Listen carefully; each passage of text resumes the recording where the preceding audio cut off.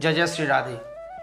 इस बार एक दो भक्तों के बड़े अटपटे प्रश्न आए हैं। एक सज्जन का ये कहना है कि यदि भगवान सर्वत्र यदि व्यापक हैं तो सर्वत्र में तो हम जो वस्त्र धारण करते हैं अथवा पादुका पहनते हैं, जूते चप्पल धारण करते हैं, यदि उनमें भी भगवान हो तो हम उनमें अपने पांव कैसे रखें?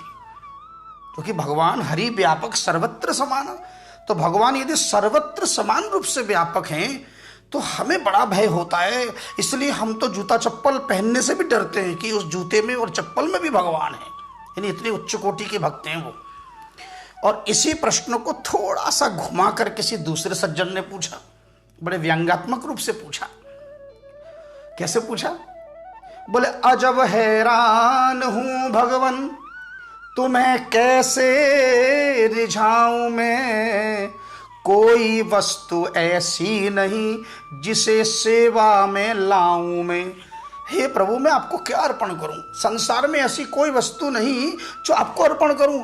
क्योंकि मैं पुष्प लेने जाऊं, मैं माला खरीदने जाऊं, मैं कोई अन्न का, मैं कोई फल लेने जाऊं, सब कुछ तो आप ही का है। तो आप ही का वस्तु, आप ही की वस्तु मैं आप ही को कैसे अर्पण करूं? कि तुम ही हो फूल में व्यापक और मूर्ति में तुम ही तो हो, भला भगवान को भगवान पर कैसे चढ़ाऊं मैं। अब इसको भक्ति कहे या कुतर्क कहे? तो जब ये सज्जन ऐसा पूछ रहे थे तो मैंने भी उन्हीं के स्वर में ला दिया। अरे भाई, एक बात बताओ, जब तुम्हारी दृष्टि इतनी उच्च कोटि की है कि तुम जूते में भी, चप्पल में भी, सब में भगवान देख रहे हो, तो तुम्हारी अंतर्दृष्टि वहां कब मर जाती है कि अपने ही शरीर में भगवान का दर्शन नहीं करती? अरे भाई, जब आप जूते और चप्पल में भगवान का दर्शन कर रहे हो तो जिन पैरों को रखने जा रहे हो उस पैर में भगवान का दर्शन नहीं किया? क्या सर्वत्र में आपका शरीर नहीं आता? क्या सर्वत्र में आपके पांव नहीं आते? सर्वत्र में आपके ये दोनों टांगे नहीं आती? और इस सज्जन को जिसने ये कहा कि तुम ही फूल में व्यापक हो, तुम ही मूर्ति में तुम ही हो, इनको भी मैं यही कहना चाहूंगा कि तुम ही हो दाल में व्यापक और रोटी में तुम ही तो हो, भला भगवान को भगवान के संग कैसे चबाऊं मैं। उत्तर तो ये हो गया सीधा। अब इस प्रश्न का और मैं क्या उत्तर दूं? किंतु ये हंसी की बात है, आपने व्यंग्यात्मक रूप से प्रश्न किया, पर मैं इसका उत्तर व्यंग्य के रूप में नहीं, मैं इसका यथार्थ और बिल्कुल तात्विक विवेचन के माध्यम से, भगवत गीता के माध्यम से, रामचरितमानस के माध्यम से और उपनिषद के माध्यम से दूंगा। देखिए, सबसे पहले तो इस समग्र ब्रह्मांड में जो कुछ भी क्रिया हम करते हैं, कोई भी कार्य संसार में जो घटित हो, उसके पीछे 5 प्रमुख कारण होते हैं। भगवत गीता के 18वें अध्याय में इन 5 का वर्णन किया गया कि अधिष्ठानम तथा कर्ता करणम च पृथग विदम। कौन कौन से? नंबर 1 अधिष्ठान। अधिष्ठान माने शरीर, ये शरीर अधिष्ठान है। नंबर 2 कर्ता। वास्तव में शरीर का कर्ता कौन है? वैसे वास्तविक रूप से कर्ता तो ईश्वर अंश जीव अविनाशी, इसके भीतर जो ईश्वर का अंश चेतन तत्व है, परमात्मा का जो अंश है, आत्मा है, जिसे हम स्वरूप कहते हैं, वास्तव में कर्ता तो वो है। किंतु अपरा इस जड़ प्रकृति को के साथ अहंकार मिलकर इस शरीर को वो अपना मान लेता है। तो कर्ता यानी ये जीवात्मा अपने को ही कर्ता मान लेता है। यद्यपि होना चाहिए ईश्वर का अंश, किंतु वो अपने को ईश्वर का अंश ना मानकर वो अपने को इस जड़ जगत का स्वामी मान लेता है। इसी से वो दुख सुख में फंसता है। तो कर्ता। नंबर 3 करण। ये करण कौन कौन से? 5 ज्ञानेंद्रियां, 5 कर्मेंद्रियां और 4 में से 3 अंतःकरण, मन, बुद्धि और अहंकार। तो 10 और 3 13, ये 13 करण हैं। करण माने जिनके द्वारा हम कार्य संपादित करते हैं। जैसे उपकरण होते हैं ऐसे ये करण है। इस शरीर रूपी इंजन को चलाने वाले करण हैं ये। और नंबर 4 है करणों की अलग अलग चेष्टाएं। बिना चेष्टा के आप कोई कार्य नहीं कर सकते। हमें पता है मन है, बुद्धि है या ज्ञानेंद्रियां, आंख, कान, नाक, ये सब है, पर इनकी चेष्टा जब तक न हो, केवल हाथ पे हाथ धर के बैठे रहें तो कार्य नहीं होगा। तो इनकी चेष्टाएं वो चौथा कारण है। और नंबर 5 अंतिम कारण है स्वभावस्तु प्रवर्तते। स्वभाव यानी हमारे अंतःकरण में अच्छे और बुरे जो संस्कार हैं, बुरे संस्कार होंगे तो कार्य बुरे भाव से किया जाएगा, अच्छे संस्कार होंगे तो उसको अच्छे भाव से किया जाएगा। है ना। तो जो इनका जो प्रश्न है कि महाराज हम क्या करें कि हमारी दृष्टि आखिर इस प्रकार सर्वत्र यदि भगवान में है, तो पहले तो आप एक बात बताओ, आपका मन वो जूते में, चप्पल में अथवा ये फूल सर्वत्र जो जाता है कि सर्वत्र भगवान ही, अच्छी बात है, किंतु एक बात आप अपने हृदय में बैठा लो कि सबसे पहले बाहर जाने से पहले आप अपने शरीर को क्यों नहीं देखते हो। अरे भाई, गुणा गुणेषु वर्तते, इस शरीर में जो गुण हैं, ये जितने भी मैंने आपको गिनाए हैं ना, ये सब गुण है प्रकृति के, जितने भी ये 8 प्रकार की प्रकृति, ये सब कुछ गुण में है। तो वास्तव में तो गुण ही गुण में बरत रहे हैं। आप कुछ भी करते हैं, आपको लगता है कि वो आप कर रहे हैं, वास्तव में वो प्रकृति कर रही है, गुण ही कर रहे हैं, क्योंकि भीतर जो चेतन सत्ता है वो तो निष्क्रिय बैठा है। आप इसको समझने के लिए एक चलती हुई ट्रेन का उदाहरण दीजिए। जैसे हम चलते हुए ट्रेन में यात्रा कर रहे हैं, तो आप जैसे ही ट्रेन में सवार हो जाते हैं और ट्रेन में सवार होने के बाद फिर आप कुछ नहीं करते, केवल सीट पर बैठ जाते हैं और बैठने मात्र से कार्य हो गया, यानी आप यात्रा तय करके पहुंच गए गंतव्य, यानी विस्थापित हो गए, डिस्प्लेसमेंट हो गया, कार्य हो गया।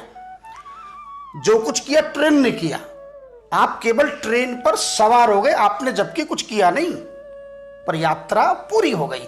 ऐसे ही जब जीवात्मा इस शरीर रूपी ट्रेन में आके बैठ गई, तो अब इस ट्रेन में बैठने के बाद इस ट्रेन का कुछ नियम भी है।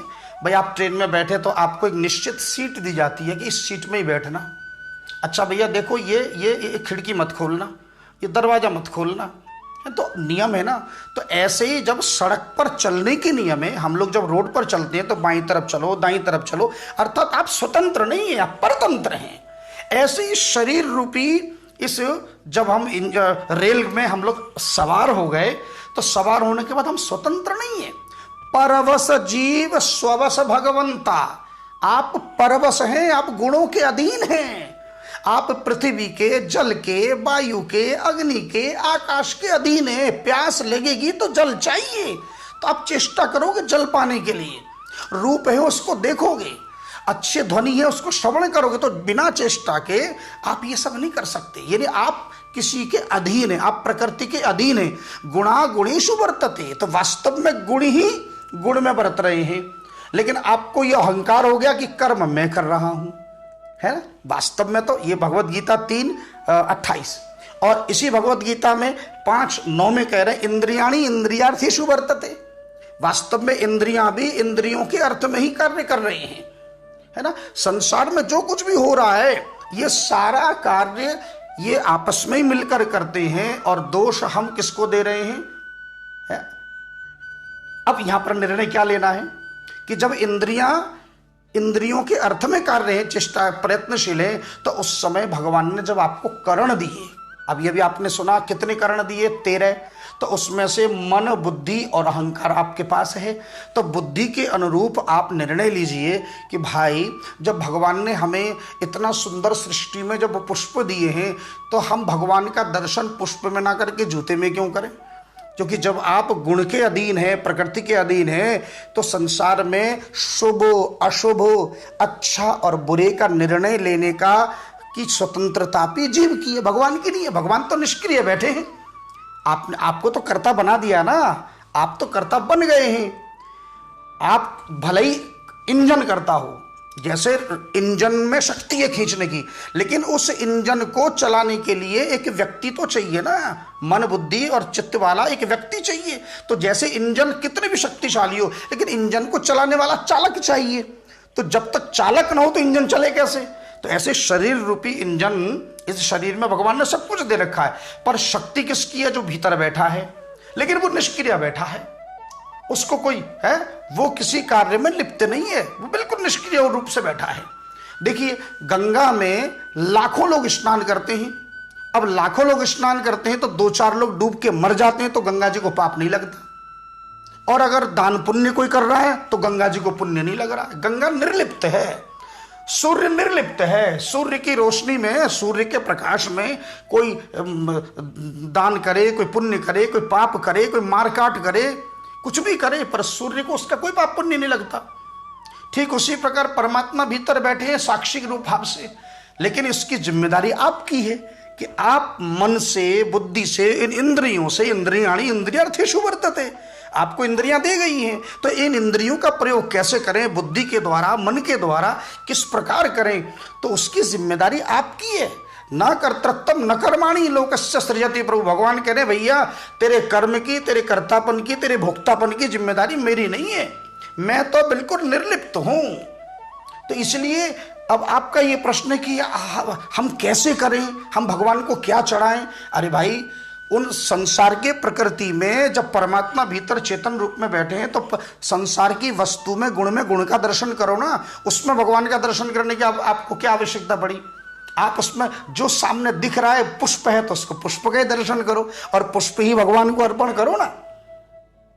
जो भीतर साक्षी भाव से परमात्मा बैठा है, परमात्मा से प्रीति करिए। देखिए स्वरूप भीतर बैठे हैं आत्मा के रूप में, और ये जड़ जगत में जो कुछ भी है जड़ है, ये प्रकृति जड़ है, इसलिए इसको अपरा कहते हैं, और जो भीतर बैठा वो परा है।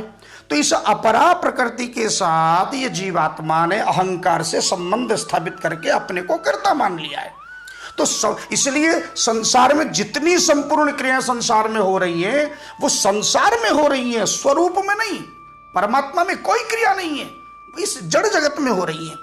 ये जो चेतन तत्व है जिसे हम स्वरूप कहते हैं, वास्तव में ये न तो स्वयं कर्म करता है और न कर्म की प्रेरणा देता है।